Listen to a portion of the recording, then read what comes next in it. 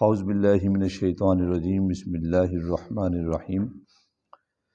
والوزن یومئذ الحق فمن ثقلت موازینہ فاولئک هم المفلحون صدق اللہ مولانا العظیم ببرکات ان اللہ وملائکتہ یصلون علی النبی یا ایھا الذین آمنوا صلوا علیہ وسلموا تسلیما اللہم صلی علی سیدنا مولانا محمد وعلی آل سیدنا مولانا محمد وبارک وسلم صلاۃ و سلام علیک یا سیدی یا رسول اللہ۔ معزز سامعین ذی وقار، سورہ الاعراف کی آیت نمبر 8 آپ نے سماعت فرمائی ہے۔ اس سے قبل آیات میں قیامت کا نقشہ کھینچا گیا تھا کہ قیامت والا دن ہوگا، ہر ایک شخص سے سوال پوچھا جائے گا، کیا کر کے آئے ہو، کیا کما کے آئے ہو، جس مقصد کے لیے بھیجا تھا کیا وہ مقصد پورا کر کے آئے ہو یا ویسے ہی اپنا وقت ویسٹ کر کے آئے ہو۔ اس آیت کریمہ میں فرمایا والوزن،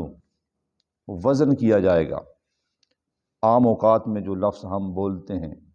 ہر روز بولتے ہیں، مختلف سبزیاں لے لیں اس کا وزن ہوتا ہے، جو بھی چیز آپ لیتے ہیں وزن سے، وزن کر کے لیتے ہیں، اگر دیتے ہیں تو تب بھی وزن کر کے دیتے ہیں۔ فرمایا وہ جو قیامت کا دن ہوگا، والوزن، میزان جو ہے سجایا جائے گا، یومئذ الحق، اور وہ جو دن ہوگا قیامت والے دن، الحق، وہ جو حق اور باطل کا فرق جو ہے واضح کیا جائے گا، وہ میزان ہی کے ذریعے ہوگا۔ میزان بمعنی ترازو، یعنی کہ وہ جو ترازو قائم کیا جائے گا اس میں تمہارے اعمال جو ہیں وہاں پہ اس کا ویٹ کیا جائے گا، وزن کیا جائے گا۔ اب قرآن مجید نے کہا کہ فمن ثقلت، پس جس شخص کا وہ جو ویٹ ہوگا، جو ترازو میں وزن کیا جائے گا، ثقلت، بھاری ہوگا۔ یہ عموماً یہ لفظ ہم استعمال کرتے رہتے ہیں، جی ثقیل ہے، جی آج طبیعت میں بوجھ آ گیا، آج ثقل آ گیا، تو یہ اسی سے لفظ بنا ہے کہ فمن ثقلت، اور وہ جو دن ہوگا جس دن میزان قائم ہوگا، اعمال تولے جائیں گے، اور اس تول میں ہوگا کیا کہ فمن ثقلت موازینہ، ہر وہ شخص جس کا وہ تول کا پلڑا جو ہے وہ بھاری ہوا، فاولئک هم المفلحون، اور وہ جو شخص ہے بھاری اعمال والا، جس کے پلڑے کا وزن جو ہے اعمال حسنہ سے بھاری ہوا، فاولئک هم المفلحون، پس وہ لوگ جو ہیں وہ کامیاب ہو جائیں گے۔ اب اسی کا نقشہ قرآن مجید کی اور آیات میں بھی ہے، مگر سورہ القاریہ میں بھی اسی انداز کے ساتھ اللہ رب العالمین نے قیامت کا جو نقشہ کھینچا ہے وہ کچھ یوں ہے کہ فرمایا فَأَمَّا مَنْ ثَقُلَتْ مَوَازِينُهُ، یہی سیم الفاظ ہیں۔ ادھر ہے کہ فَمَنْ ثَقُلَتْ مَوَازِينُهُ، اور یہی الفاظ یہاں پہ بھی ہیں کہ فَأَمَّا مَنْ ثَقُلَتْ مَوَازِينُهُ، وہاں پر لفظ ہیں فمن ثقلت، فمن کی جگہ یہاں پہ لفظ استعمال کیا گیا فاما، دونوں کا معنی ایک ہی ہے۔ فرمایا فاما من ثقلت موازینہ، قیامت والے دن جس کا وزن بھاری ہوگا۔ پھر قرآن مجید نے آگے وضاحت کے ساتھ وہاں پہ فرمایا فاولئک هم المفلحون، وہ تو کامیاب ہے، اور کامیابی کے ساتھ ساتھ یہاں پہ فرمایا فہو فی عیشۃ راضیہ، وہ جو شخص ہوگا جس کا پلہ قیامت والے دن اعمال حسنہ کے ساتھ بھاری ہو جائے گا، فہو فی عیشہ، وہ عیش و عشرت کی زندگی بسر کرے گا۔ یہ عیشہ کا لفظ بھی ہم استعمال کرتے ہیں، فلاں شخص عیش و عشرت کی زندگی بسر کر رہا ہے، معنی یہ ہے کہ وہ خوشحال زندگی بسر کر رہا ہے۔ فرمایا فہو فی عیشۃ راضیہ، وہ جو شخص ہوگا جس کی اعمال کا پلہ بھاری ہوگا، فہو فی عیشۃ راضیہ، وہ جو ہے عیش و عشرت اور راحت و سکون والی زندگی گزارتا ہو۔ اب اس کے برعکس واما من خفت موازینہ، وہ شخص جس کا پلہ بھاری نہیں ہوگا، ہلکا ہوگا، فرمایا فامہ ہاویہ، اس کے لیے ہاویہ ہوگا۔ ہاویہ ایک جہنم کا بہت ہی برا جو ہے وہ درجہ ہے۔ پھر آگے پوچھنے والوں نے سوال پوچھا فامہ ہاویہ کے متعلق کہ یہ ہاویہ کیا چیز ہے؟ قرآن مجید نے پھر بتایا وما ادراک ما ہی، تمہیں کیا معلوم کہ ماہیہ کیا ہے، تمہیں کیا معلوم کہ حاویہ کیا ہے؟ فرمایا نار حامیہ، وہ جو آگ ہے وہ جلتی ہوئی اور بھڑکتی ہوئی آگ۔ اس آگ کی تپش یوں سمجھ لیں ایک مثال کے ذریعے کہ اگر ڈوگ عباسی کے ایریے سے بھی آگے ترنول پھاٹک کراس کر کے بھی آگے اگر آگ جل رہی ہو، آپ ادھر بیٹھے ہوں، اس کی اتنی زیادہ تپش ہوگی کہ آپ وہاں جلتی ہوئی آگ کی تپش ادھر محسوس کریں۔ تو یہ ہے وہ حاویہ۔ تو فرمایا کہ وہ لوگ کامیاب ہیں۔ یہ میں نے دونوں کا تعلق جوڑ دیا، سورہ اعراف کا تعلق سورہ القاریہ سے جوڑ لیا۔ یہ سورہ القاریہ پڑھنے والی صورت، سارا قرآن ہی ہے، مگر یہ القاریہ جو صورت ہے، القاریۃ ما القاریہ وما ادراک ما القاریہ، اس میں پورے قیامت کا نقشہ کھینچا گیا۔ فرمایا کہ یہ جو قیامت کا دن ہوگا وہاں ترازو قائم کیا جائے گا، اسی لیے ہمارے ہاں ترازو ہے، مگر اس میں اگر آپ دیکھیں موجودہ حالات کے مطابق تو جو ڈیجیٹل ترازو آ گیا، اس کا ویٹ اور عام جو ترازو ہوتے تھے ہاتھ والے، بڑا زمین آسمان کا فرق۔ یہ فرق تلاش کرنے کے لیے اگر آپ کے پاس پرانے والا ترازو ہو اور نئے والے کو دیکھ کر اس کے ادھر ویٹ کریں تو کچھ جو ہے گرام جو ہیں وہ آپ کو کم ملیں گے۔ چینی ہے، پتی ہے، جو چیزیں ہم مارکیٹ سے بعض پیکنگ میں ملتی ہیں بڑے سٹوروں کے اوپر، وہ جو پیکنگ والی چیزیں ہوتی ہیں ان کا ویٹ جو ہے وہ برابر نہیں ہے۔ میں نے 2-3-4 دفعہ مختلف سٹوروں سے لیا ہے، یہ دائیں بائیں ہیں، پھر کراچی کمپنی میں بھی ہے، اور اس سے آگے مثال کے طور پہ کہ بندہ بات کرے کہ وہ بات ہو جو اوریجنل بات ہو، یہ نہیں ہو کہ اس سے سنا اس سے سنا، سنی سنائی بات نہیں ہے۔ میں نے خود وہاں سے لے کر کے گھر میں آ کر کے ویٹ کیا، کچھ گرام کم ہیں۔ اب کچھ گرام کو اگر آپ لیں کہ 100 بندے وہاں سے ایک چیز لیتے ہیں تو یہ تھوڑے 5-5 10-10 گرام کم ہوتے 100 بندوں کا آپ لگائیں، اچھا بڑا ویٹ بنتا ہے، اور پھر اس کو آپ ملٹیپلائی کریں، پھر 30 پہ ضرب دیں، پھر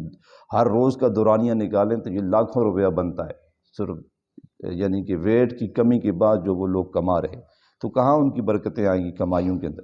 تو اس کا بھی حساب الگ سے ہوگا۔ یعنی کہ قیامت والا دن وہ ہوگا، ہر ایک چیز کا آپ کو آرڈر دینا پڑے گا، حتیٰ کہ ایک وہ شخص ہے جو سمندر کے کنارے بیٹھ کر وضو کر رہا ہے، بڑی سمجھنے والی بات ہے، وہ شخص وہاں پہ بیٹھ کے وضو کر رہا ہے اور وہ وضو کا پانی جتنا استعمال میں لانا چاہیے تھا اس سے اس نے ایکسٹرا زائد اپنے جسم کے اوپر بہا لیا۔ فرمایا وہ جو سمندر کے اوپر بیٹھنے والا شخص ہے، ضرور سے زیادہ جو پانی اس نے اپنے جسم کے اوپر بہایا ہے اس کا بھی حساب دینا پڑے۔ آج ہم دیکھیں کتنی زیادہ جو ہیں وہ فضول خرچیاں بھی کرتے ہیں، اور اس کے ساتھ پانی کا جو ضیاع ہو رہا ہے، اتنا سخت ترین یہ گناہ ہے کہ یہ اللہ کی نعمت ہے وہ ضائع ہو رہی ہے، اس پہ بھی ہمیں توجہ دینی چاہیے۔ فرمایا والوزن یومئذ الحق، وہ جو قیامت کا دن ہوگا حق دن ہوگا۔ پہلی بات تو یہ کہ قیامت والا دن حق کا دن ہے،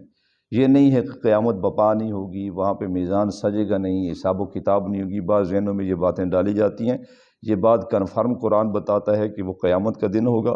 تم نے مرنا ہے، مر جانے کے بعد پھر دوبارہ سے تم نے اٹھنا ہے، پھر اس کے بعد آگے جو ہے ہمارے ہاں بعض لوگ قبر کے اوپر لکھ دیتے ہیں آخری منزل،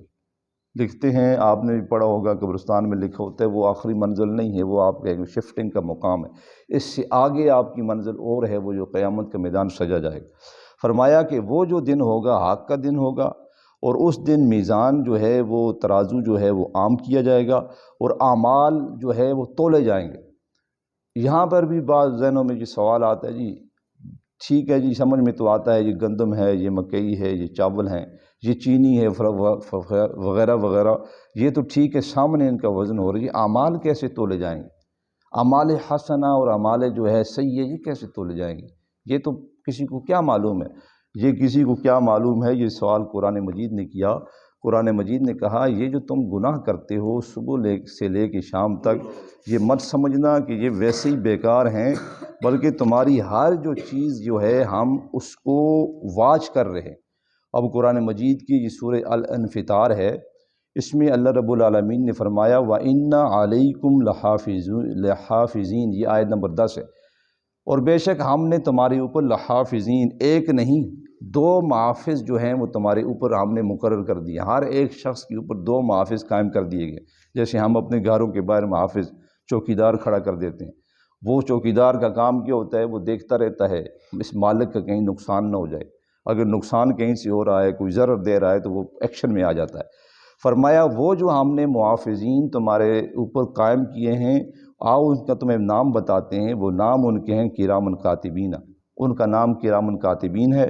یعلمون ما تفعلون، جو تم کرتے ہو ما تفعلون انہیں معلوم ہے، اور ان الابرار لفی نعیم، یہ تمہارے اعمال جو ہیں یہ کھل جائیں گی اس دن جو قیامت کا دن آئے۔ اب ان لوگوں کا سوال ہوا میں اڑ گیا جو کہتے ہیں یہ کیسے ناپ تول ہوگا، یہ کیسے کیا جائے گا، میدان کیسے سجے گا، اس طرح کے تمام وہ نیگیٹو سوالات جو لوگ کرتے ہیں لوگوں کا ذہن پر گندہ کرنے کے لیے، وہ سارے کے سارے زمین بوس ہو جاتے ہیں اور ہوا میں اڑ جاتے ہیں۔ لہذا قرآن مجید نے کہا وہ دن سجے گا، فمن ثقلت موازینہ، ہر وہ شخص جس کے وزن بھاری ہوگا پلڑا، فاولئک هم المفلحون، وہی لوگ کامیاب ہوگا اور وہی کامیاب لوگوں کی فہرست میں اس شخص کو لایا جائے گا۔ اب یہ حق بات قرآن نے ہمیں سمجھا دی، اور یہ بات ہمیں پہلے بھی معلوم تھی، مگر جب قرآن کے اوراق ہم نے کھولے، قرآن کے اوراق کھول کر ایک ایک لفظ جب ہم نے وہاں سے دیکھ کر پڑھا تو مزید ہمارا ایمان تازہ ہو گیا، اور ہم مزید کوشش کرنے لگ گئے کیوں نہ ہمارا یہ جسم ہے اس نے ویسے بھی ختم ہو جانا ہے، کیوں نہ جتنی بھی زندگی ہمیں میسر آئی ہے ہم اعمال حسنہ ہی کی طرف بڑھیں، اور اعمال سیئہ جتنے بھی ہیں ہم ان سے بچ جائیں، تاکہ ہماری کامیابی اعمال حسنہ میں ہی مضمر ہے، اور اعمال سیئہ جو ہیں وہ ویسے بھی ہمارے لیے جو ہیں وہ ایک قسم کا بوجھ ہیں۔ تو کیوں نہ ہم اپنے اوپر سے بوجھ کو ہلکا کریں۔ ایک دیکھیں نا، ایک شخص کے اوپر بوجھ پڑا ہے، کوئی بھی کسی مصیبت میں گرفت ہے، پھنسا ہوا شخص ہے، آپ اس پھنسے ہوئے شخص کو ہم نکالنے کی کوشش کریں گے، کسی نہ کسی طریقے سے وہ پھنسا ہوا شخص، مصیبت زدہ شخص، وہ وہاں سے نکل جائے اور وہاں سے نکل کر خوشحال زندگی بسر کرے۔ تو اب ہم سب کو یہ معلوم ہے کہ ہم پھنسے ہوئے ہیں، ہم سب کے سب ایک چیز میں پھنسے ہوئے، دنیا و سجن المومن، یہ تو قید خانے میں ہم سب پھنسے ہوئے۔ کیوں نہ ہم اس قید خانے میں رہ کر کے وہ کام کیوں نہ کریں جو آخرت میں ہمارے لیے کامیابی کی سیڑھی بنتا ہے، اور وہ قرآن مجید نے بتا دیے وہ اعمال آپ کے حسنہ ہیں، وہ کسی بھی صورت میں ہو سکتے ہیں۔ یہ ممکن نہیں کہ ہم نے نماز پڑھ لی، قرآن پڑھ لی، اس کے علاوہ بھی بہت سارے ایسے کام ہیں جو اعمال حسنہ کی فہرست و لسٹ میں آتے ہیں، کسی کی مدد کر دی جائے، اور وہ مدد بغیر کسی تباہ اور لالچ کی جائے۔ ہمارے ہاں تو اکثریت یہ ہوتی ہے کہ فلاں کی مدد کر دیں، کل وہ میری مدد کرے گا،